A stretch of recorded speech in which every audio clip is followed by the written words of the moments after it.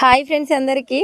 ఇంకో మా పిల్లలు ఎట్లా కూర్చురాగో రేగి చెట్టు నిండా పండ్లే. అరే చెట్టు మీద ఇది ఎంపుకోక కింది ఏరుకుంటారేంద్రా. ఇక నేనే అన్న ఇంతకుముందు కింద పడ్డాయి తీయ ఉంటాయి, మంచిగా మక్కి ఉంటాయి కదా, అందుకే తీయ ఉంటాయి. ఆకులలో అమ్మో తెలియకల్లది పప్పు. ఇక ఎంత ముద్దుగా ఏరుకుంటుంది చూడు, పప్పు కోతి లెక్కనే ఉంది. ఇటు చూడు పప్పు సేమ్ కోతే. రేగివండ్లు ఎంతమంది చూడరా మాధు, హాయ్ చెప్పు. చిన్న కోతిమే. ఇగో నెత్తికి తట్టింది, నెత్తికి తట్టింది పప్పుకి.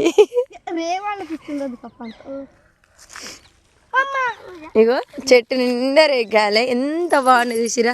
మేమైతే ఈ చిన్నప్పుడు ఇట్లా రేగి చెట్టు కాయలు ఉంటే కాయలు ఉంచపోయేది, ఇక మొత్తం దులుపుకునేది. కానీ ఇప్పుడైతే నేను దులుపనిస్తలేను మా పిల్లల, ఎందుకంటే మళ్ళీ రేపు వచ్చినప్పుడు మళ్ళీ తినొచ్చురా. పండ్లు అయితే ఒక్క కాయ కూడా కింద పడకుండా తెంపుకోరంటే ఎట్ట తెంపుకుంటుంది మా పప్పు. ఎందుకమ్మా ఇది సరిపోవా, సర్ది అవుతుంది. ఇగో మన అంది నాకు అడివే ఇంకో రేగి చెట్టు ఉంది రా అండి అంటుంది. పోతురా ఉరుకుతూ